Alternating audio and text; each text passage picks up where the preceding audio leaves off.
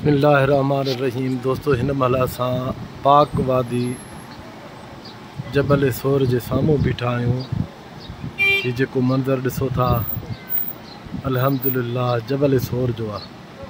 हिन जबल जे मथां 5000 फुट जी ऊचाईअ ते मौजूदु गारे हिरा। उहो गारे हिरा जंहिंमें असांजा महबूब नबी सल्लल्लाहु अलैहि वसल्लम जन 3 ॾींहं 3 रातियूं तरसिया हुआ, जन सां गॾु हज़रत अबू बकर सिद्दीक़ संदन साथी हुयो। दोस्तों, हीउ जबल ते रस्तो चढ़ण जो आहे। थोरो तव्हां ॾिसो, विज़िट कयो। हीउ रस्तो वञे थो जबल सोर ते।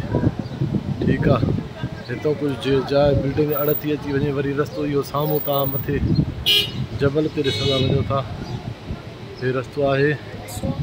तव्हांखे हिते माण्हू बि नज़र ईंदा हूंदा जेके लहनि था, चढ़नि था साम्हूं। ये अल्हम्दुलिल्लाह हे गारे सोर जो मंज़र, गारे सोर जो मंज़र आहे। तव्हां ॾिसो, जेके हाजी मोटनि था, वञनि था, अचनि था। गारे सोर जो मंज़र तव्हां ॾिसो पिया।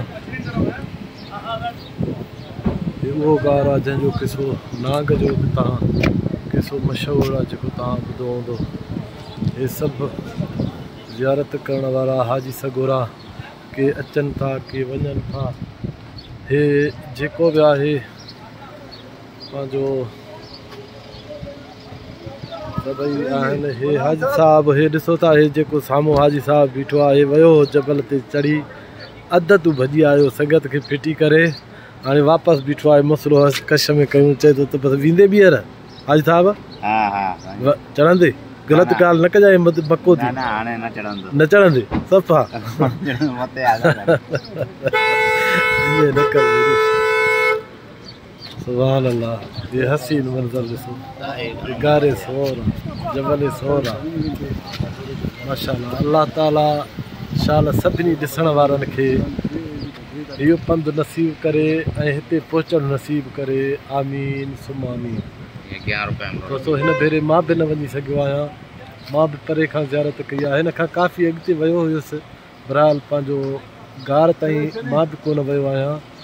मां पहिरियां हिन गार ते अल्हम्दुलिल्लाह वियो आहियां, नफ़ल पढ़िया आहिनि, ज़ियारत कई आहे तमामु ख़ूबसूरत तरीक़े सां।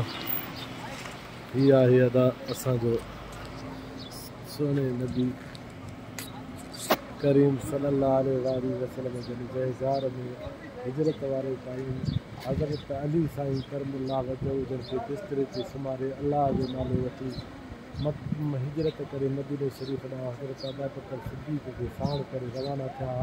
हे उहो जबल सोर आहे जंहिं ते पहिरीं मंज़िल गारे हिरा। गारे सोर में 3 ॾींहं 3 रातियूं, जंहिं गार जे साम्हूं कबूतर आना लाथा ऐं तानीअड़े तानियूं लॻायूं। हे उहो गार आहे।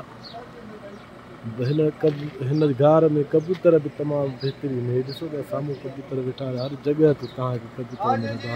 सुभान अल्लाह, ये हसीन मंज़र आहे इन गार जो।